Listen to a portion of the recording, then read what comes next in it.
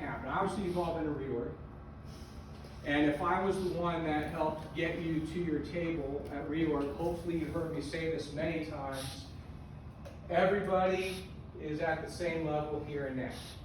Reorg is just that. Whether you've been with the party 20 years or 2 minutes, you are on the same standing that day at that time. Now, obviously, some of you, probably most of you, are delegates to the county convention, which means you'll be able to vote between Clay and myself and several other offices that are running that day. But what's most important for you to know is the same rule applies. Your vote counts as much as mine. I've been here 2 years. There's been people here 10 years. Your vote, your voice matters. So what's going to happen, I'll just kind of walk you through the day, and if you've got a question, go ahead and stop me. Please show up early. Okay, so between 8:30 and 9:30, we're going to process in, if everybody shows up, close to 300 people. If you are a delegate, you will be credentialed, check in, and you will go into the auditorium where you'll vote. If you're an alternate, you check in, but you won't go into that room at first. You will wait outside. By the way, because I'm running, I'm not running the convention. I'm simply sharing with you what has been shared on the website and shared by the Rules Committee. So you'll go in, you'll be 1 or 2 places. Now, in your precinct, if all your delegates don't show up, and you have alternates standing out in the hall, or I think it's actually an extra room, they'll join you. Okay? And you don't have to sit with your precinct, but it's a good idea. And then the convention will begin. There will be, there's a tweak to this year's rules from the state, so don't hold me to this, but the bottom line is, Tim Bruce, even though he's not running again, cannot be the chairman of the convention. Because again, the same rule applies. This is a convention, we're starting over. So there will be a temporary chair for the convention, as well as a temporary rules chair and so on down the list to run the convention. Now this is where it gets a little hazy because again, I'm not in on the planning. I'm going to tell you what's going to happen. It may look different. The ingredients might come in different order, but they'll all be there, okay? What you will accomplish this Saturday is you will vote for chair. You will vote for the EC that goes to state. You will vote for a vice chair, and you will vote for a second vice chair. Okay, so those 4 offices, by our rules, have to be filled this Saturday. In addition to that, you can vote, you will vote on 2 resolutions, at least 2 that I'm aware of. If another has made it in, I'm simply unaware of it. One of those resolutions is a censure of Lindsey Graham. The second of those resolutions is one for financial disclosure for the state GOP. Would anybody like any elaboration on the 2 or just? On the second one, yes. The second one, okay. So I wrote it.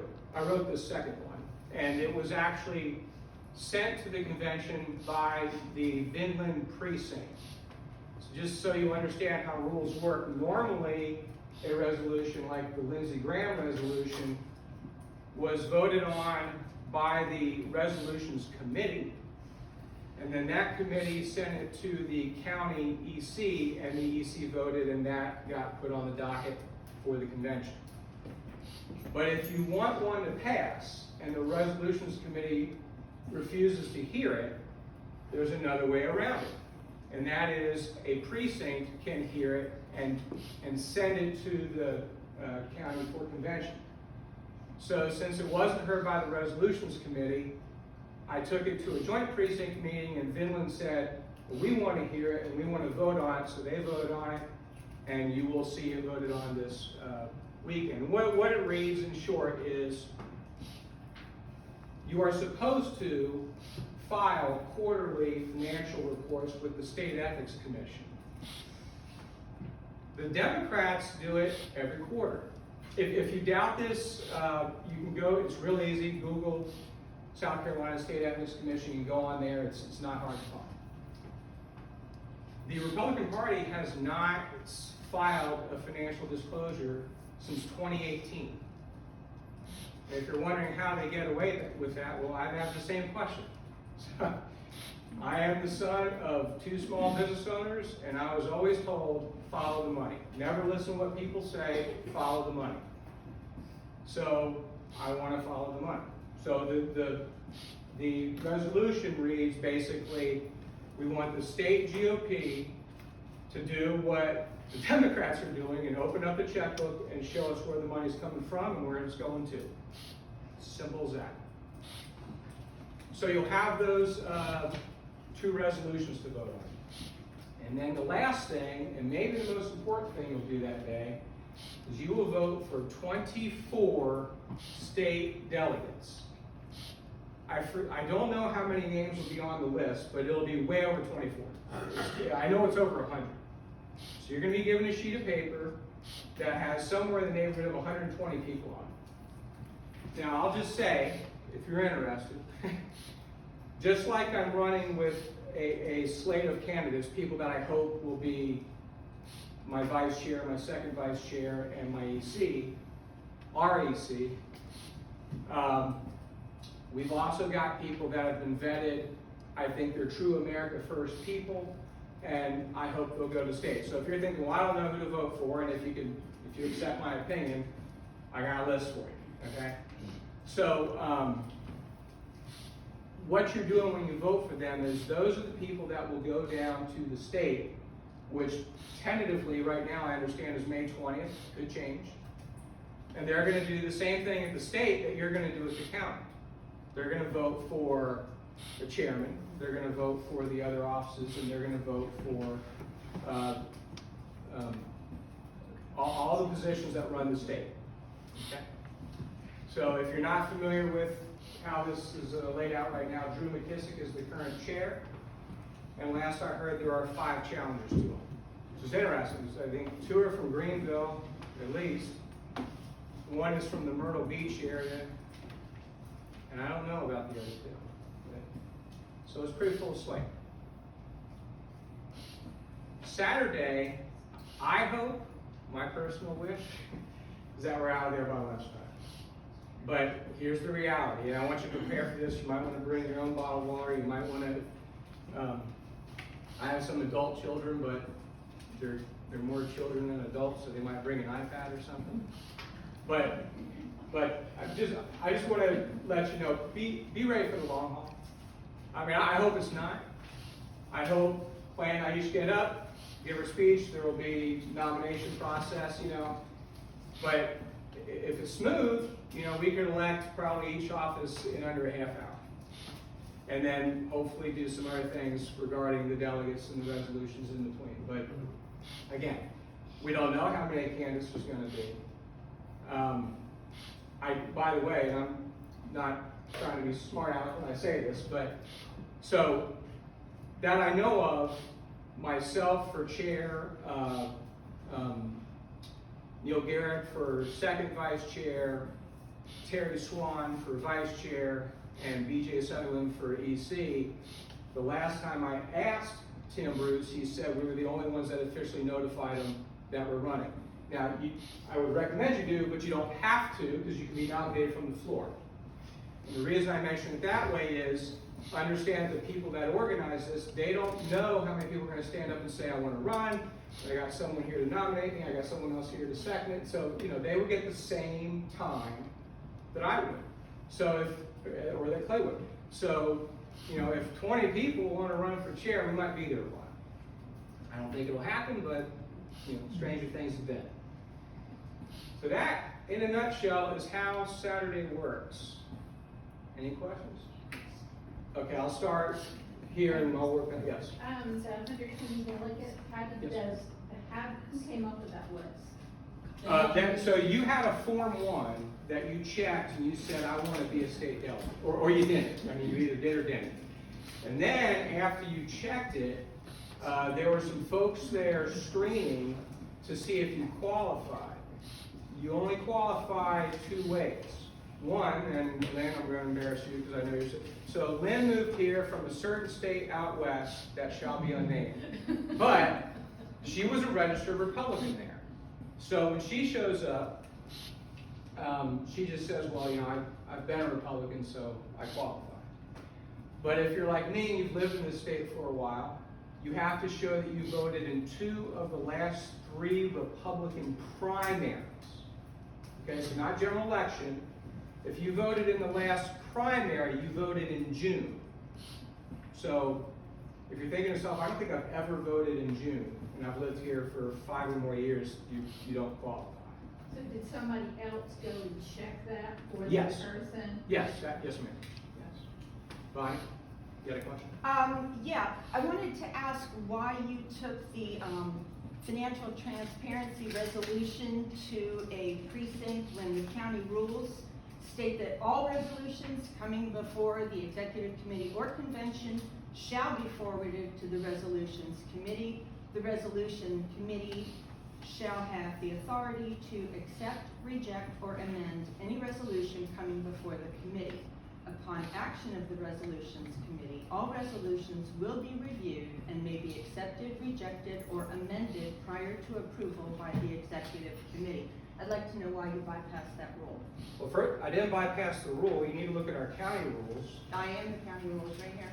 So the county rules also show that you can go, I know, Bonnie. I didn't bring my rule book tonight, but if you want to make a case of it, do it. I always do. I always Good. do my rules. Because there is very explicitly a county rule that was added that if the resolutions committee does not take it up, a precinct can vote on it and send it to the convention, and that's what I did. When was Because that I took done? it to the resolutions committee first, and they refused to hear it. And I didn't like the answer.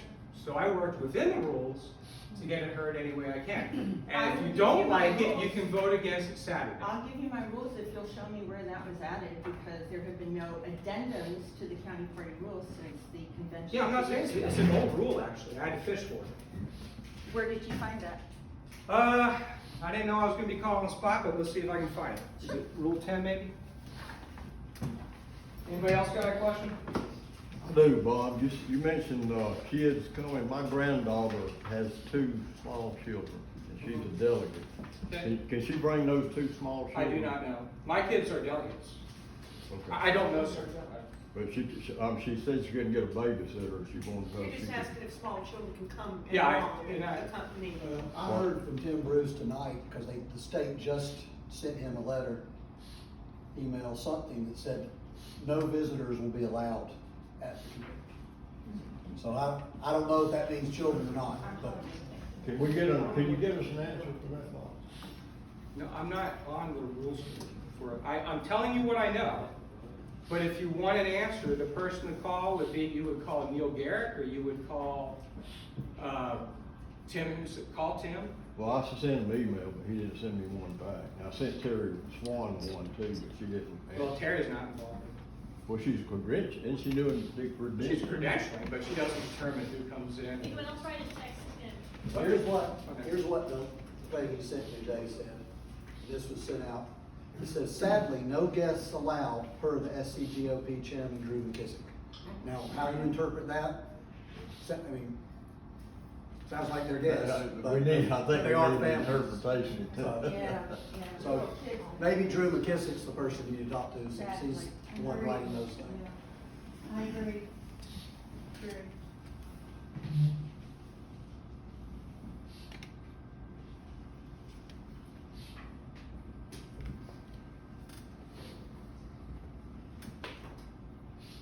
Would you like me to look through that while you can answer other Well, questions? I volunteer, but you may know, I'm sure you're more familiar than I am, so.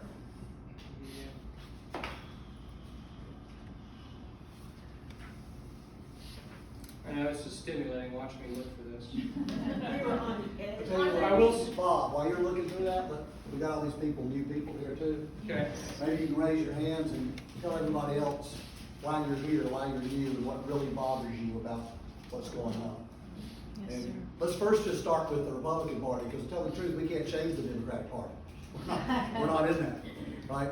So what would you like to change about how things are done in the Republican Party here in South Carolina? Does anybody want to have some comments?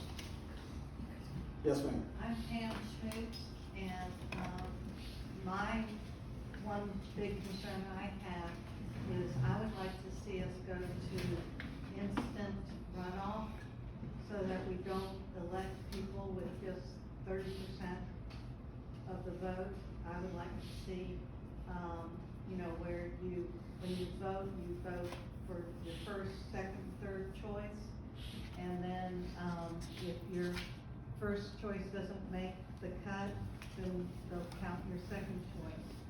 But I don't like that, a majority is not voting. Are you, and I'm just trying to clarify, are you asking for ranked choice voting, is that?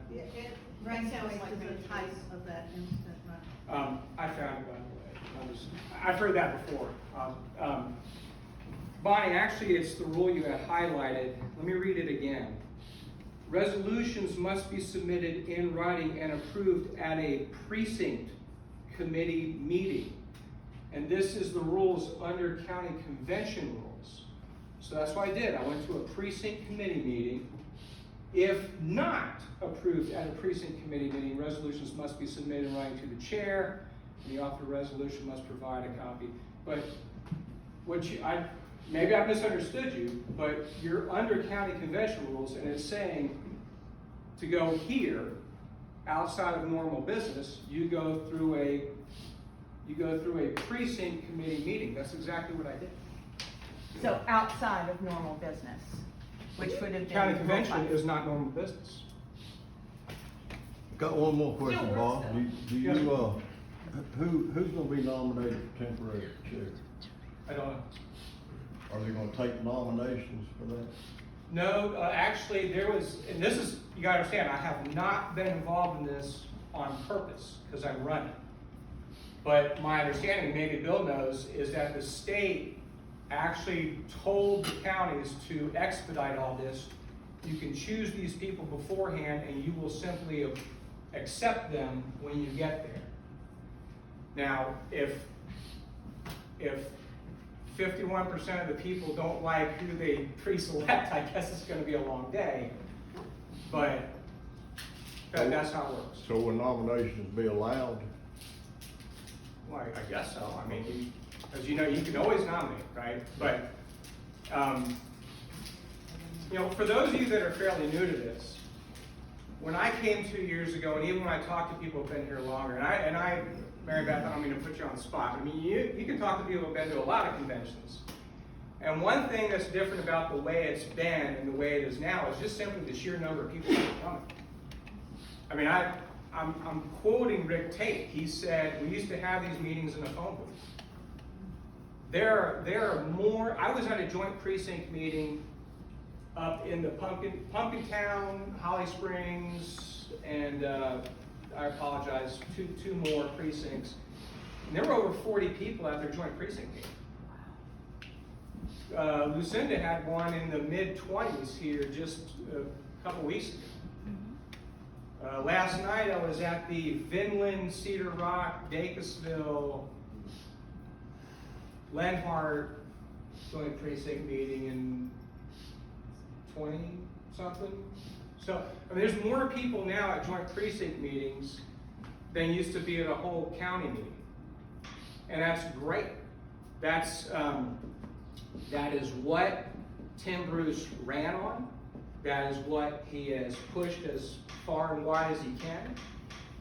And that's what I'm looking to, okay, so now I'm gonna go into campaign speech mode, right? So, that is what I'm trying to continue for the next 2 years. The next 2 years, and the reason I'm pushing hard, not just to be elected myself, but again, Terry Swan for vice chair. Her background, by the way, if you don't know her, is she recommended the policy and it was approved for credentialing for all county voting. As Republicans, I hope we're all for voter ID. And basically she was saying, let's live by the principle. So even when I helped set up county meetings, I got credentialed. I would help set up, walk outside, pull my ID out, go in and be credentialed like everybody else, okay? And I appreciate Terry doing that. And so I asked her if she would run for vice chair, and she did, graciously. And then we also have, we have a better presence online, and more things are getting videoed so that, you know, if anyone says, I didn't say that, or I didn't say that, or it's not what I meant, at least the party can say, well, this is what we understood. I mean, you stood up and made this motion. And a big help in that has been Neil Garrick, who is running for second vice chair. So Neil Garrick is, he has his own audio-visual company, and he's been very helpful at getting venues around the county where this can work. And that's obviously why I asked him to be on. And then lastly, BJ Sutherland. So BJ is, he works for a medical equipment company, and he's a pastor at Limited Restoration Church on 183. And he had absolutely no interest in being an EC. And I said, that's exactly why I want you to be the EC. Whatever someone might tell you, whatever they might spin it, and I'll just say this, if someone tells you I should be the EC because I have great contacts in Columbia, my 2 cents, run the other way. Because the whole purpose of an EC is to go down to Columbia and tell them what Pickens County thinks. And then listen to it and bring it back to us and tell us what is happening down there. It's not that I don't want to work with other counties, I do. Let's say we come out of this convention and just for the sake of, you know, figuring out who want to be allies, like in my opinion, Anderson just got a rock solid man in their chairmanship position. If you don't know who it is, his name is Jonathan Hill, and he was one of the few voices of liberty in the South Carolina House. I told him, I would say, you're in my Liberty Hall of Fame. And I'll tell you one thing that's near and dear to me. The COVID shutdowns, which were completely unconstitutional, not just at the federal level, but the state level, he was the man he was one of 2 challenging the governor, saying you can't shut down these businesses and these churches for more than 2 weeks without approval from the legislature. And you know he got ignored. And a lot of people with a lot of money made sure he did not win that primary again. So that's why he's no longer down at Columbia, but he's now the chairman of Anderson. I like John. I didn't get along with him. So let's hope that we have people like him maybe in Oconee and Greenville, et cetera. I don't know who's going to win. But my point is, we should be talking to them directly. It is not the job of the EC to go down to Columbia and see what table he's allowed to sit at and figure out who our friends are and who they aren't. That needs to be done from here. Too much business goes on in Columbia right now. I would be fine if they just shut up after 2 months of doing their legislature and go home. That's how government in a republic is supposed to work. And man, do I know that too. Well, I have family in Northern Virginia. I don't know what they're thinking. I mean, I would get out now. You know, DC just takes over everything it gets to. Columbia is not much better. Our government is too big, spends too much money, we regulate too much, we tax too much, we do too much. I would be happy with people that say, you know what, we're just not going to do that. That's up to the individual. So, you know, I would like my roads fixed. I pay taxes for that. I would like some schools where my kids aren't taught, yeah, you can dance around in the jeans or a dress. It's up to you. No, I don't need that. Thank you. Reading, writing, and arithmetic would be great if you could do that. So, hopefully with those statements, you know where I stand. And I could go on and on and on. I could even break out the MAGA cap and wave a flag. And I'm all for that in its right place, but all I want to say is a lot of people will do that. But you really need to ask them, what is your philosophy of government? Because when I read the Constitution, the government's not supposed to do much. And your county government is to have a lot more say in your day-to-day life than the state, which should have more than the feds. And everything is inverted. And so we need people at county, city, state level that will tell the feds, not interested. Get in, get out, go away. And by the way, I don't know if everyone here knows who Janelle Raines is. She heads up a group called Conservatives of the Upstate, which ironically is having a meeting right now. So she's Stealing my showtime. But Janelle and I get along on a lot of things. We have minor disagreements, but I appreciate her. I think she's in the fight for largely what is right. And we agree on this, does anybody remember what year the Department of Education was formed? Anybody know? For federal? Federal. It was during Carter's. That's correct, yes, sir. It was one of the last things, it was 1980. It was one of the last things he did on his way out the door as a thank you to the NEA. Okay? I wish South Carolina, and only a few states have done this, but I wish South Carolina would join Idaho, Utah, and a couple others that basically said we don't want the grant money. Not interested. Oh yeah, sure, you give me money, but you tell me how to spend it. And I have to hire a transgendered graduate of a college that didn't give grades because they're too oppressive to teach my kid. That doesn't work.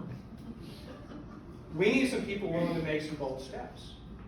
When I say to people, I don't want any federal funding in schools, they look at me like, well, great, and we'll be bankrupt. And I don't think you, with all due respect, I don't think you understand it. The funding is what's bankrupted you. It's not the other way around. And that, I think, kind of sums up how I feel about a lot of things. I want less government, and the government I pay for needs to stick to the Constitution. Simple as that. Questions? I have a question. Oh, yes, ma'am. So, the last few days with Greenville News, there have been articles about the state and Greenville County GOP, which I'm listening. I'm getting with cotton this, mouth here. Yes, ma'am. but I don't have a clue. I read the article twice, one of them, and I still, maybe you could just give us a little summary of what's going on in the GOP between Greenville and the state, and it's just very confusing. Fair question, but I don't know where to begin, so let me just try this. So, oh man. So back in the 2020 timeframe, at their last reorganization, at their last convention, at Greenville's last convention,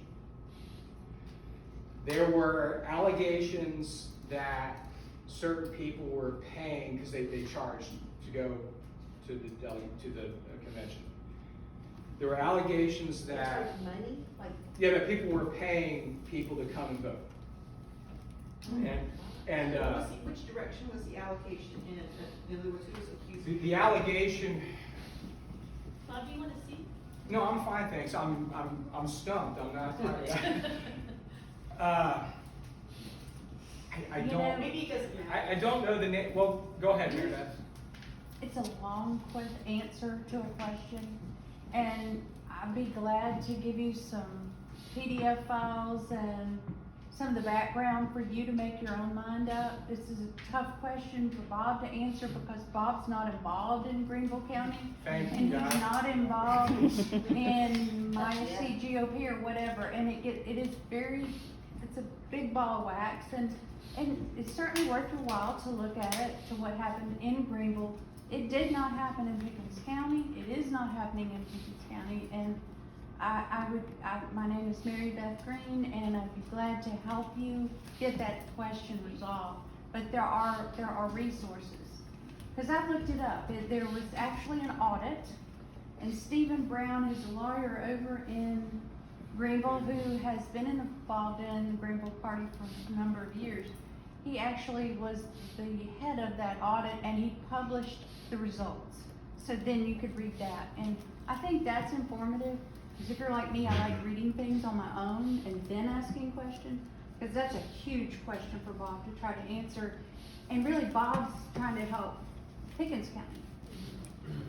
But just to fill in, and I appreciate that, Stephen Brown, just so you know, is one of the folks running for chair. So he's one person running against Drew McKissick. And my SCGOP is a caucus. So it's not a part of the Republican Party, it's its own caucus. Actually, I don't know if they raise money, but I know they share information. They say, hey, we like this guy, we don't like that guy. So they're a caucus so they can give opinions on people.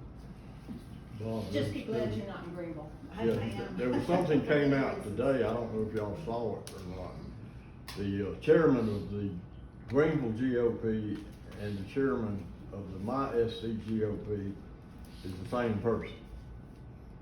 And he had several Republicans sued, like 20 of them, and the judge threw it out today and reamed him out bad because he had been doing this over and over for the last 2 years, suing fellow Republicans and stuff, and they would throw him out of court, and they finally come out today, told him he was guilty of embezzlement and things in the past, and not to bring any more lawsuits back to his courtroom, and that was today. He was guilty, I I didn't never see- knew he was guilty of embezzlement. Yeah. Because he was indicted on embezzlement? I was gonna say, what would he? I don't- The I don't know judge anything said about you that. were found guilty of embezzlement. What did he That's what I embezzle saw. He- from? Huh? What did he served embezzle pr- from? He served in prison? No, but he, I don't think, I it was, don't know about that That being doesn't true. sound right, because he wasn't, he didn't have. a that's just stand-up. what it came out today. I read Okay, but I it. mean, all right, so I give you a little background, They so. took his CFP license away from him in Georgia. Can I make some comments? Go ahead, sir. Well, I know we have a lot of new people there involved, and I'm not an expert on many things, but I know a lot of things. And I've been talking about this for 30 years. And all of a sudden now, what's happening? Why is this room so big? Because now it's in your face. Machiavelli said, you know, when things are far off, when they're hard to recognize, right, you can fix them, okay? He says, when they're right here, everybody recognizes it, but now it's hard to fix, right? And if you remember the Tea Party days, I mean, that was a massive movement, and it scared people to death. We've got really more people today, because for 30 years, I've been trying to tell people what's coming to this country, and nobody back then wanted to listen. You know, you've got third eye in the middle of your head, you're crazy, you're a conspiracy theorist, all those type of things. And now all these people are here tonight because all of you realize that this country is not gonna last long unless we try to fix it. I think, is that most people here saying we are in bad trouble? And Greenville was really, Greenville's the big city in the upcountry, right? So they got a lot of power, a lot of money compared to Pickens County, a lot of influence. And they've been leading the way. 2 years ago, they were really the ones that started this, we gotta get a lot of people at the grassroots level. And they were, in fact, I had a person at my church that his father-in-law was there and he said, oh, Greenville's having this big movement. In fact, they're getting all the problem we've had is conservative groups, we actually have principles, right? And the problem with that is we like to fight amongst ourselves. That's always been the problem. And they don't, because they don't have any principles. Their principle is, right, to make money any way we can, right? And I'm not saying the Republican Party's perfect. There is a lot of corruption down in the state. In fact, a friend of mine started the Campaign for Liberty in South Carolina years ago. And he told me a story about a freshman person in the General Assembly that told him, and I'm not gonna tell you any names, because this is hearsay, but when he got there and was ready, just like when we had the contract with America, right, back in the Reagan days or in the Clinton days, and Newt Gingrich shut them all down. They came there to change things, and they said, well, that's not how we do it in Washington, right? The head party opened up his coat and told his freshmen, this is how things are done in Columbia, and had a bunch of money lining his pockets. Okay. Now, you can believe that or not, it doesn't matter to me. I think most people in here understand how things are, right? But what we're trying to do, they don't want this to happen tonight. They want to have that meeting in a phone booth, right, with no representation, and just pass things, rubber stamp them, pat each other on the back and say, yeah, well, how we're spending the money on this, not on fixing your roads. Right? Even though we have taxes to do specifically that. And y'all all know, most of you know this probably. Right? And so why is Greenville having a problem? Because Greenville is sticking its head up. And you know, if you watch, I'm not the biggest Trump fan probably in this room. Right? There's lots of things I didn't like about Trump, but Trump was an American. Trump cared about America, right? And these people running this country right now hate America, and they're destroying America. It is a controlled demolition. Whatever you think, and if you don't believe it, I've got literally 100 gigabytes of articles you can come look at my house and show if you don't believe it. They're shutting down everything, right? They've sent all our oil out of our strategic reserves. They're sending all our ammunition over to Ukraine, right? And I was just told yesterday that people at Fort Bragg have been told, excuse me, not Fort Bragg, Fort Hood, where they deploy troops, you get ready for a war with Russia and China within the next 2 months. fill out your wills. I just heard that yesterday from a friend of mine that lives out there. Now, you don't have to believe that story. Well, But the point is, we're in the worst times in American history. Worse than it was in 1860, worse than it was in 1774. And that's just a fact. Because we've got traitors galore. And there are people in Columbia, believe it or not, that do not care about, right, justice, facts, the government. They care about lining their pockets with each other. And that's the way government's always been. And so what do we want to do? What do you want to do? Do you like that? Now we're gonna stand up That's, and meet a and that's the last thing they want, because when you stand up, it's just like the whack-a-mole, right? They're gonna try to, and I told Tim Bruce that when he got elected. I said, you're gonna have 2 years of hell. I want you to understand what's gonna happen, and he didn't believe hey, it. dude, my wife's in the room and I'm running for this job. Like my dad said, when he poured alcohol, I was an old redneck from Alabama, went barefoot every summer. And I always was stepping on sharp objects. And my dad did not say, this isn't gonna hurt, son. He said, it's gonna hurt. And I told him, right? All I know is the truth. It's gonna hurt. And they're gonna come after, they came after Oconee County and shut them down. They came after Oregon County and shut them down. He hadn't told you those things. They wanna shut down us, they try to shut down, they wanna shut down Greenville. That's what we're dealing with. And I don't wanna talk your ears off, but there's a lot of stuff going on, and it's not pretty. Well, there's a lot of good points to address, and I appreciate it. I want to just touch on a few of them. So he's right about what they did in Oconee County. But Oconee County tripped themselves up. We have a rule book, and we play by it. Like you said, well, in theory, we're the party of morals and rules, and I want us to be. So even though I think what happened with the leadership in Oconee being thrown out was completely uncalled for, where they got tripped up was they didn't credential, votes came into question. Now, I think this was all hogwash, okay? I don't believe the leadership in Oconee did anything underhanded. But the point was they weren't able to prove that they were above board, and the state used that to shut them down, which is what it's referring to. Give me the person and I'll give you the crime. That was pretty much what it was. Yes, ma'am. Is there some way that we can find out ahead of time what people's stands are that are, that we're gonna be voting for? This Saturday? Yeah. Well, I'm here, and I'll answer any question. I'm guessing Clay would too. So here's, and because more can be taken from the floor, you understand, I don't know if we're the only two. Right, and now, the folks running with me for vice chair, second vice chair, and EC, none of them are here tonight. A rarity happened last night. We were all there. But we've done our best to get out and go to joint precinct meetings, go to caucus meetings, what have you, and answer questions like this. So I'll be more than happy to answer any questions you want, and if you have a question for one of those people in particular, I will get you in touch with them. Yeah, what about the 120 delegates? Oh, well, okay. You're gonna get there Saturday, and as you process in, there's probably gonna be people out there saying, hey, vote for me for delegate. And, you know, some of them make We'll literature. send a voting guide, don't forget. I'll send a voting guide, which kind of, like we, America First type of voting guide, if that's what you're interested in. Obviously, you're free to vote for whoever you want, but if we can at least attest, I'm one of them, one of the state, potential state delegates. So, but you can vote for you, but we can at least attest to where those folks come from on that list. So I'll text that out to you guys. If you're not, if I didn't text you to come here, then you'll have to tell me your information so I can get it to you. What precinct are you in? What precinct? Ma'am? Central. Oh, okay, then you're probably on my list. I definitely texted you. Yeah, you did. But now, each candidate's gonna be able to speak for 5 minutes. Not for state delegate. No, not state delegate, no, But each that was candidate. your question, correct? Well, I was State delegate. interested in everything. Oh, yes, okay, so he's right. So 5 minutes from each candidate, and they will be nominated. That person who nominates them will have 2 minutes to speak on their behalf, and then a second and a third each have a minute. Yeah. So you'll hear 9 minutes. 9 glorious minutes of speech for each candidate.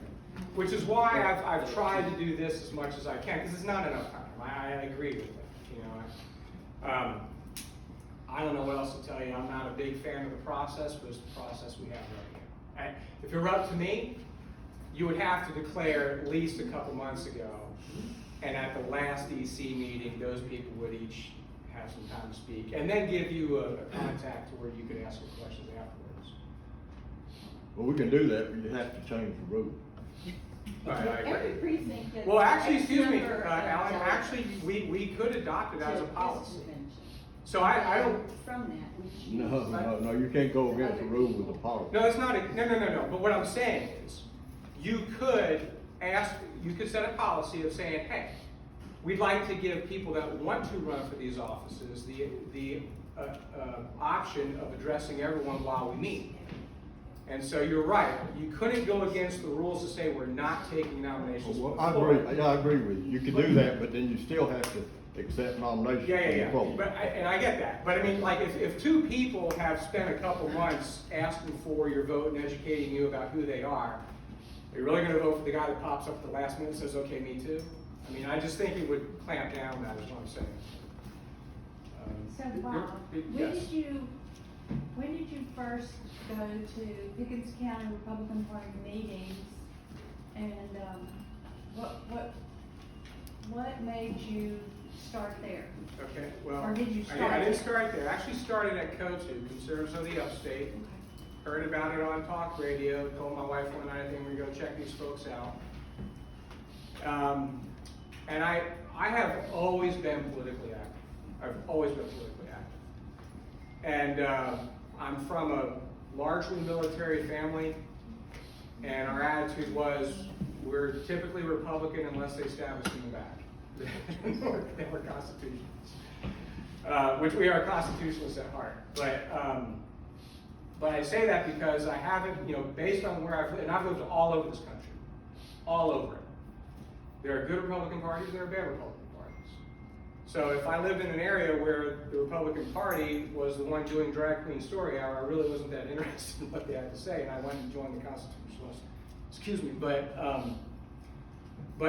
to Mary Beth's point, so we've lived here just shy of 10 years now. Duke Energy, it's their fault, they brought me here. I've always been active in pro-life movements. I've always been active in Second Amendment issues. And I realize probably every Republican will tell you that. But let me just say this. Without the right to life, who cares what other rights people think you have, okay? And the pro-life movement was right back in the 70s when they said, if you start debating when life begins, then you're going to debate when it ends. And you're going to debate if it's good enough. And we're having all that debate now because there are warped minds that think they define when life begins, not God. They're all wrong. Let all men be liars, only God is true. All right? That's why pro-life to me is a hill to die on. Second Amendment. I have friends that disagree with me on this, but I am a purist with the Second Amendment. I do not like it when people think the Second Amendment just means a six-shooter on your side. It is the right to defend you, yourself, your property, your family, your church, your building, your business, whatever. And it's paramount to a free society. We cannot go on chipping away at the Second Amendment. I don't know if this is an appropriate story, but it's just on my heart, so I gotta share it. I grew up in Roanoke, Virginia. If you're not familiar with Roanoke, Virginia, it's a steel mill, coal mining town, railroad town. Norfolk Southern, ironically, is headquartered in Roanoke, Virginia. One thing about Roanoke, when you're building trains, people come, people go.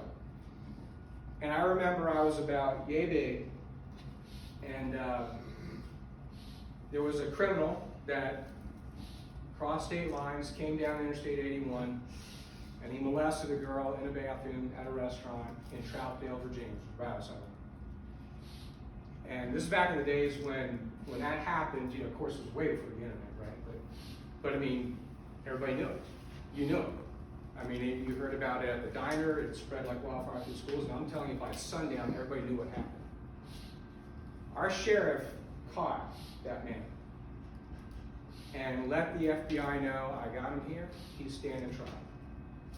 And the Fed said, well, we're returning him to New Jersey tonight. He said, no, I don't think you understand. I'm the sheriff, my county, I caught him. He'll stand trial here. Then you can have him. Some back and forth, but long story short, he never left Monroe County. That is, he wishes he did. That is how it is supposed to work. Your sheriff is the highest ranking law enforcement in your county, period. Supposed to be. Supposed to be. A lot of them don't realize that. Angie and I lived, among other places, outside of Moses Lake, Washington, and they had a sheriff that had the same mentality. He made a statement that is rock solid true.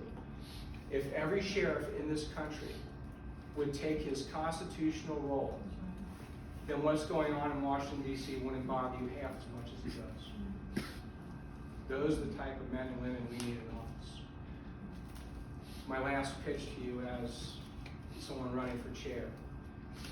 This isn't a stepping stone for me. I'm not running for an office after this. As a matter of fact, I pledged to several people that are supporting me, I will finish this job. This is my job for 2 years. And one of the things I will do in the 2 years, I've actually already begun it, is I'm looking for people to run for city council, run for county council, run for school board, run for these offices, and replace the muck that is there with people that know and love and defend the Constitution. That's the only way we're going to fix this. To Bill's point of, what's going on around the nation, I love quotes. One of my favorite quotes, Henry Ford. If the average American knew how our banking system worked, we would have a revolution by morning. It's a true statement. The Fed is going to morph or die, but either way, we're not going to enjoy it. We're not. The dollar in your pocket won't buy as much next year as it does today. Sad to say. But it's where we are. But not all of America will suffer the same. The state of Idaho actually they've been doing it for years, but they've ramped it up here recently, has told their state comptroller, they operate a little differently from us. In Idaho, you have an elected comptroller, and he is the financial man. He runs the state's resources. He was directed, Angie and I lived there from 2005 to 2013. And he was directed somewhere in that space of time, start offloading all bonds and buy cobalt, gold, and silver. Because if we have to back up our own debt, we're doing it. Not going down with the Titanic. South Dakota's done a similar thing with their shale fields. It's not a new currency, but they're basically saying, hey, if Lindsey Graham is going to drag us into World War III by arming Ukraine with all the dollars we don't have, we're not going to follow him down the rabbit hole. We're going to diverse into something else. I don't like doom and gloom. All right? If you want to know what I believe in a theological sense, you're welcome to join me at Calvary Chapel, Greenville, any Sunday morning you want. Okay? But in the big picture, I know who's in control. And we have a motto at my church. I do what I can with what I have where God has placed me. So what I think my role is here for the next 2 years is to get every office I can in where I can have some influence filled with the constitutionalists.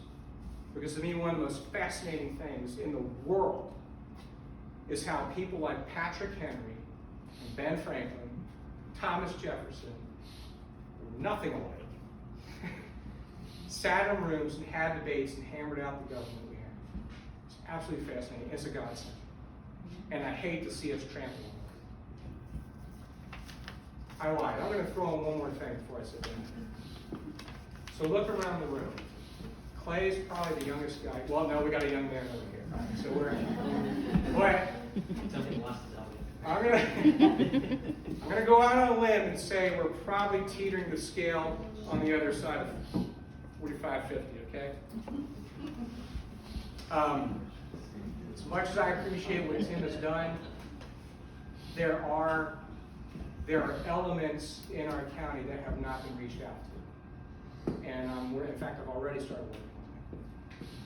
There's a man that's in our party right now, and he takes, because they don't teach gun ownership and rifle anymore in school, which they should, by the way. Very handy thing to know, whether you're a hunter or not. He takes young folks out because they know they don't know what they ought to know about firearms. And I said, how often do you take them and how many do you have? He says, well, it's typically about a dozen. You know, there's like 3 or 4 that are always the same guys, but you know, there's some turnover and some people stick with it and some people don't. It's okay, but at least they understand that the garbage you see in movies is not true. I was talking to him and said, I need you to start bringing them to our party. And we need to start welcoming these people with open arms. I was talking to a lady at, over the border in Greenville, but at Greenville Tech, she is starting a turning point check, much to the chagrin of their leadership, but she's doing it. God bless her. And I said, if it's okay with you, I would like to come speak to them, and I would like you to let them know when we're having meetings, because when we have EC meetings, and I won't get into it tonight, but if I win, we're gonna have at least one big meeting, probably at a high school, get all of us together, because I would like everyone to understand how it works. When you go to your precinct meeting and you vote on something, or you ask your EC, I'm sorry, you're the president, but you ask your EC to take something to the county, you should know what happens to it. You should know, you know, we all voted on it, we were passionate about this, what happened to it. I just want to talk everybody through the process so you understand. For one evening, I'll do my best to keep it short. But at least then, when you go back to your precinct meetings, you understand what you ought to expect from the people you send to the county meetings. Sound good? And I want us at those meetings to have an open door. If we get people from the college Republicans, if we get people from Turning Point or what have you, I want them to see the same thing. That this is how you impact a party to get the people you need in the offices you want to defend the Constitution that you ought to love. And if you don't love the Constitution, you're wrong. You need to rethink. I've probably gone way too long. But, okay. I'd like to say something. Just to kind of clarify where we are. I did some research in the last couple of months about the state of our state. Because our state has been under Republican control now for 20 years. That's the Senate, the House of Representatives, and the governor. 20 years. We've had the establishment up there down in Columbia. Right now, we are 41st in schools.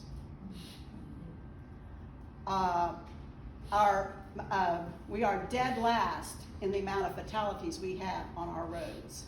50th. We rank in the bottom 10. We rank, I did, what was it else I did? The schools, the Citygrade.com. Huh? Citygrade.com. The CPAC scores for our current legislators. From Pickens County, one of them has a lifetime average of voting conservative 39% of the time. The very most that our legislators, that's the ones that represent us in Pickens County, the very most that anybody voted conservative was 76% of the time. And that was one year, one person.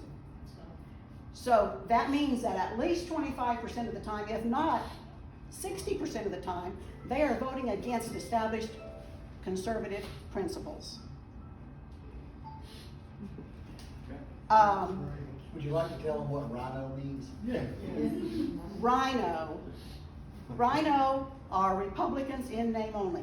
People, if you don't know it, they can put an R on their name, and in South Carolina, they vote for the R.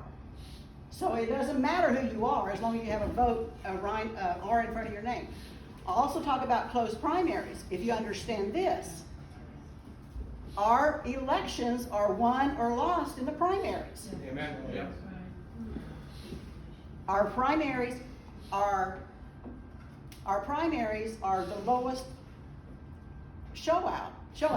Okay, and the amount of delegates your precinct, wherever you're from, gets to the the county convention and then thus to the state convention matters by how many people you have in your precinct that vote in the primary. So that's why we've got to get closed primaries. I don't know how many of you know, but Democrats vote in Republican primaries. They vote for the ones that rhinos want so that the rhinos can get back in. It's the way it is. Because they get what they want. Because they get what they want. Would you say that since we're Republican for the last 20 years, shouldn't that be something we could have? Close You would primaries? think. I'm just Well, saying. You would think. There's gotta be a reason Actually, they want it. there's a bill, and I think it's gonna But pass. it's for 20 years. Yeah, Yeah, it's for 20 years. I think it's gonna pass this And year. I'll say something else. If you are in this room and you do not think that there was something wrong with the election in 2020, then you're in the wrong place. You know, we all know that 2020 was screwed up. How many of our state representatives and senators have gone to bat to get an audit in South Carolina? Zero. In fact, if you ask them about it, they will say, oh, South Carolina it's purely red. We don't need an audit. Oh, and those things were not connected to the internet.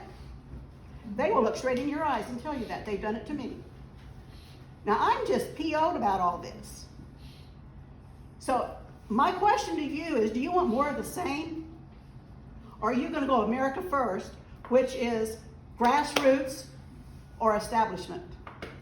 Grassroots is precincts, This right here. this right here. And establishment doesn't want the grassroots telling them what to do. It's go sit down and shut up because we know what we're doing. So if you guys want that, then you need to vote establishment. If you don't, you need to vote America First. To speak What? to your concern about the closed primaries, I don't know who else in here sits on the resolutions committee, but back in June of '21, we did pass and send on a resolution demanding closed primaries.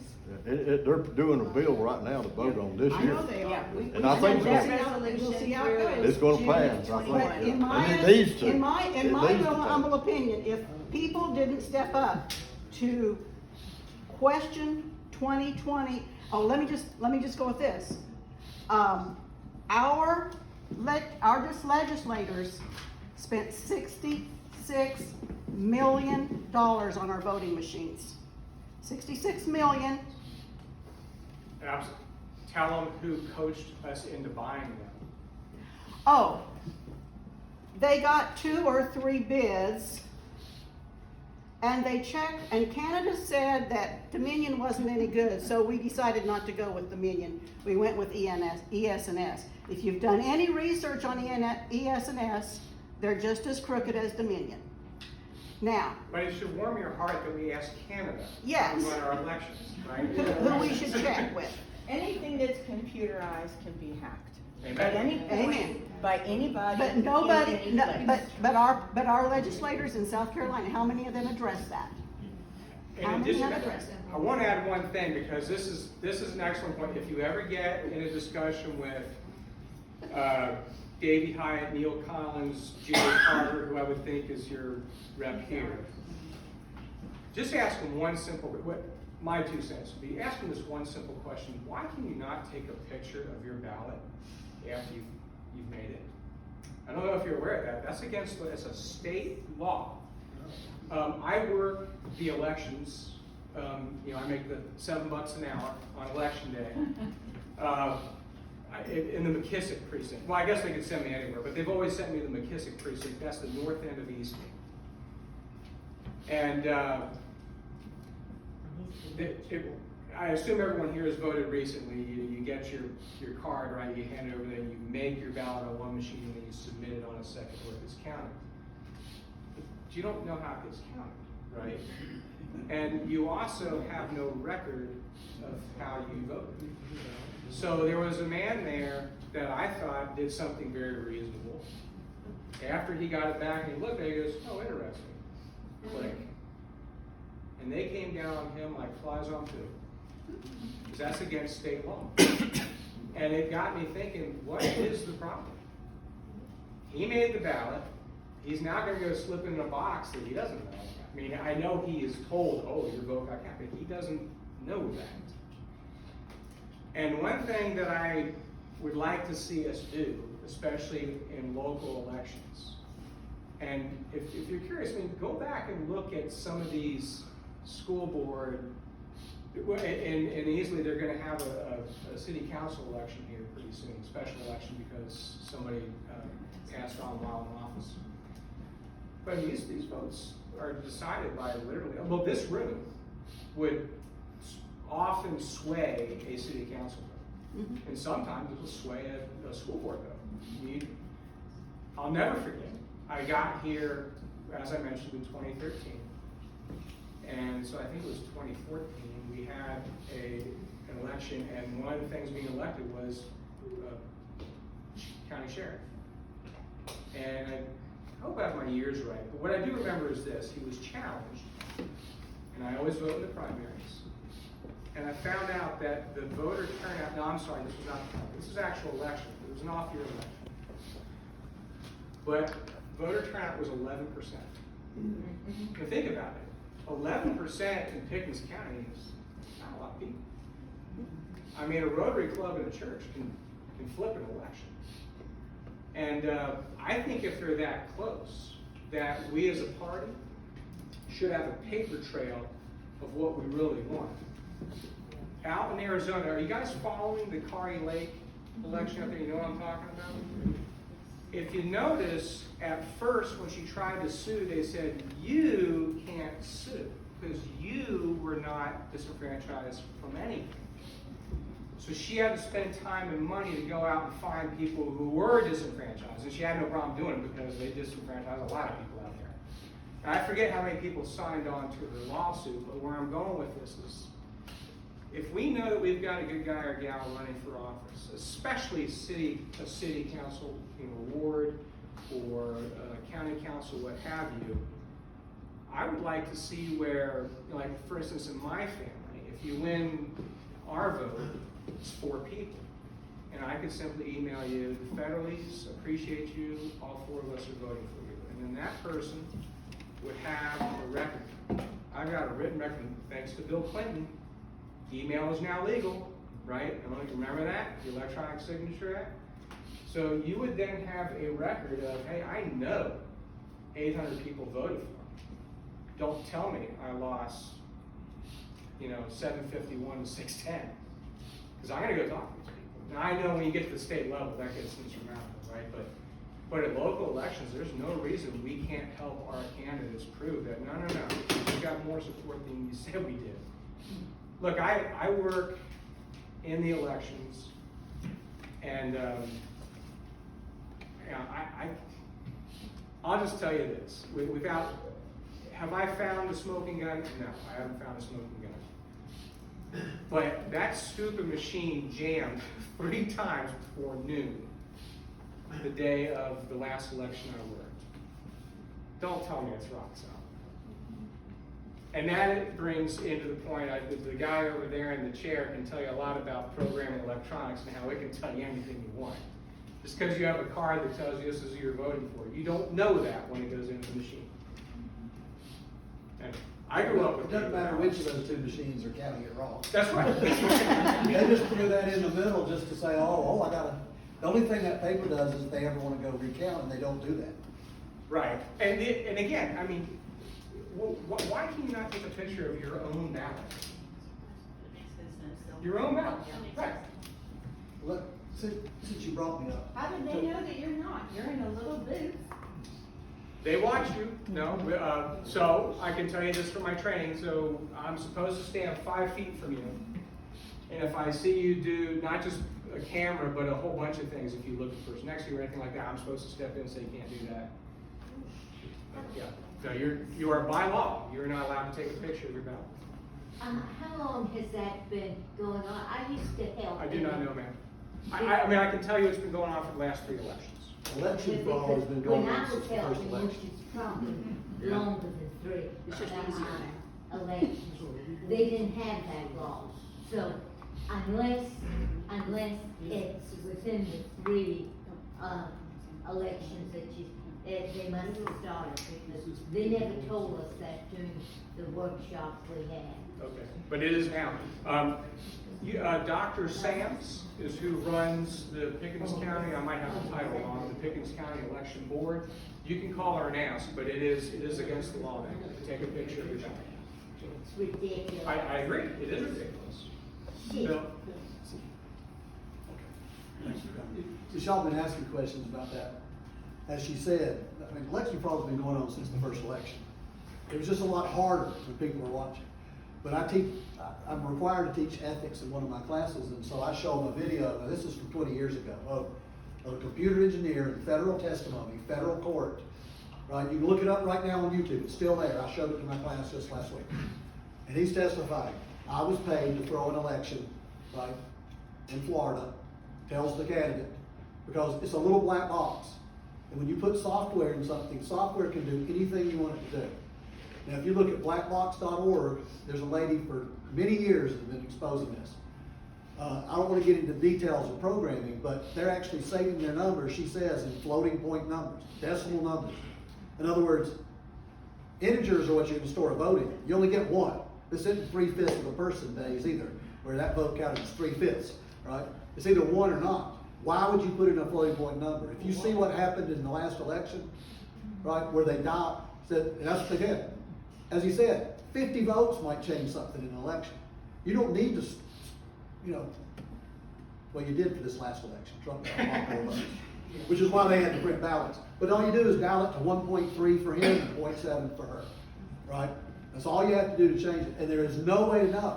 If you want that black box to be audited, it must have open source code that you can verify what that code is.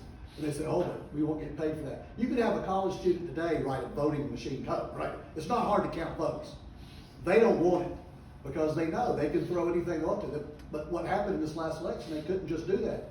They had to stop all those states, print up all these ballots and bring them in. And you've seen that on the video. All that was on the video. So all this shouldn't really even bother. What should bother you is that our own people that represent us, the Republicans that got screwed out of elections, why did they stand down? Because this state was solid Dixiecrat for generations. And overnight, it changed. Well, it changed in name only, right? Many of those Democrats said, oh, I'm not going to get elected now if I stay in that party. But they didn't change. They just changed that letter. And we have people in this county that are Democrats, right, running as Republicans all the time. And we elect them because they tell you, oh, I'm a Republican, right? And they're not. And you can see it by the voting, you just know, right? That's how you know them by their fruits, right? Not by their words, they can tell you anything. And so that's what we're trying to do here, and I think that's what most people hear. And I gave a speech 6 months ago about, if you're here just to make business ties and networking and enlarge your bank account, you just need to leave. We're here for our kids and our grandkids and our great-grandkids, so they can have a life in this world, because it's not looking good, right? But they're not gonna change those machines. It's bad when a third world country has a better voting system than we do, right?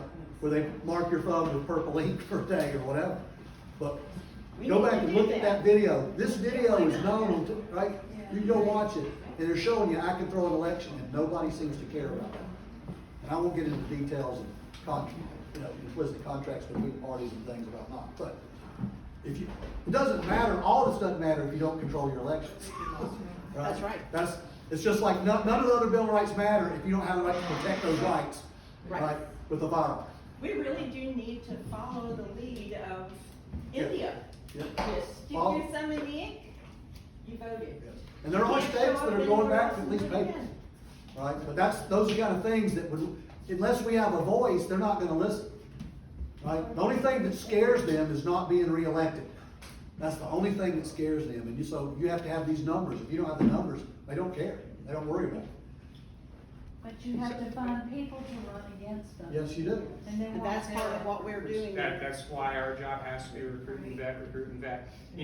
So one thing that disgusts me, and I've seen this all over the country, I really have. In fact, when Angie and I were engaged, the summer before our marriage, she had to do all the work for the wedding because I was helping a friend running for office in Washington State. He was a good guy. He was a MAGA man before we knew what MAGA was, right? But this was 2000. But he ran, and the Republican Party helped him zero, nothing, not a dime, nothing. But he won the primary because he went, this is Vancouver, Washington, which is in the shadow of Portland, Oregon. And he went, forget what you know about Portland, Oregon. Vancouver is where people live when they don't want to be in Portland, Oregon. So the smart ones live in Vancouver, okay? He went door to door to door on his own time, on his own dime, with no help from the party, just myself and a few others, and he lost to a 3-time incumbent, but 55 to 45 in Washington State, which leans blue. Now it's deep blue, but it was lean blue back then. There was another candidate in the adjacent district that was actually taking over for a Republican who was retiring. And they gave him everything he wanted. He was on billboards, he had radio ads, you name it. And he lost 60 to 40. Craig, my friend, very well could have won if he could have gotten his message out more. This is where we need to come in as a party. Can I embarrass a certain man in a vest? Yeah. Okay. So seated in the back here is Mason Sims. I've gotten to know Mason over the last year plus in the party. Mason has aspirations of running for a local office. I'll be nice and not reveal which one right there. But I know that Mason is true Meg. And so if at our meetings, we all come to that same conclusion, Mason, when his election comes up, we ought to be able to field him a team right from our body. I'm not even at this point talking about donations, although I'm sure he would appreciate that.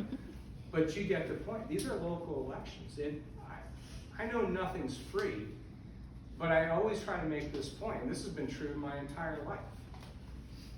Good guys are never going to outfund the bad guys. I'm a huge Ron Paul fan. The Fed will give them everything they want, okay, in terms of dollars and cents, but they can't buy them friends, can't buy love, right?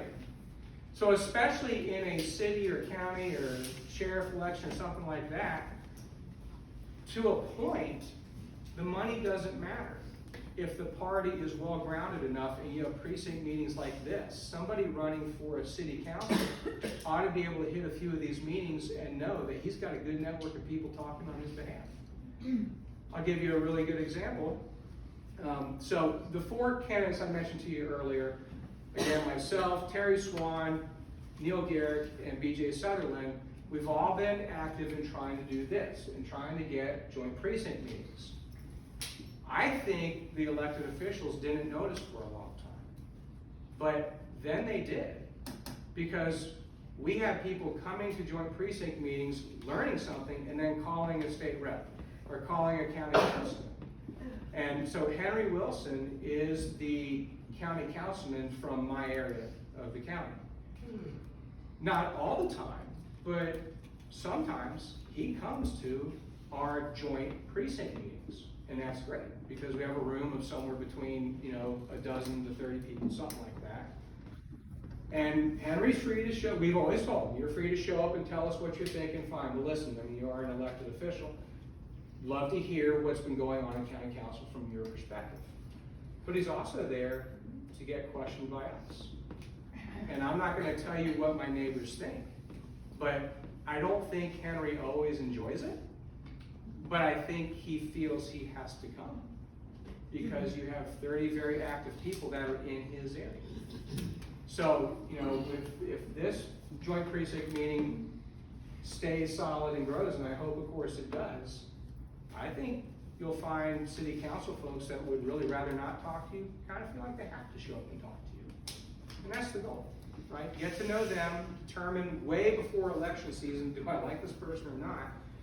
And do we need to find someone to run against them? And then you can get Mason and step in and kick their butt. And we've got, our sheriff position is coming up in 2024, right? I have actually been told that over my right shoulder, a certain person's running for that position. And would you like, I need to shut up. Do you want to? I can, I didn't come to prepare to give a speech, but I can tell a little bit about. Can you tell I didn't either? My name is Damon Hubbard. I live in Pickens County, opposite. Been here for about 35 years. I raised my family here, but I've always worked at Greenville County. I retired after 29 years with Greenville County Sheriff's Office. During my 29 years with Greenville County, I was promoted through the ranks. I was number 3 guy when I left just this past February. I was a major over operations for Greenville County. So I've got the background. I know how to run a budget. I know how to run the office. I already know how to step in and do the job day one. So I'm prepared to take on this tough job. You're gonna look at me and say I'm lying to you, but I'm not lying. I promise you. I got 5 grandkids, and I'm concerned about what my grandkids are gonna grow up, what their future is like. One of the biggest concerns I have is drugs. They're making drugs now look like candy. And I promise you, days coming, that drugs gonna hit the market, kids gonna get hold of these drugs somehow, and they're gonna think they're taking candy, and it's not candy. It's happening now. Yeah, it's laced with fentanyl, and it's killing people across this country every day. So that's one of my first priorities on my platform, is to form a drug enforcement unit.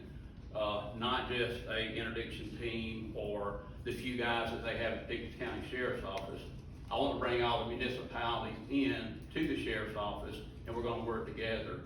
I've already met with 3 police chiefs in Pickens County, and I'm meeting with Clemson Police Chief on Monday at 10 o'clock to talk to him about the same thing I'm talking to you about right now.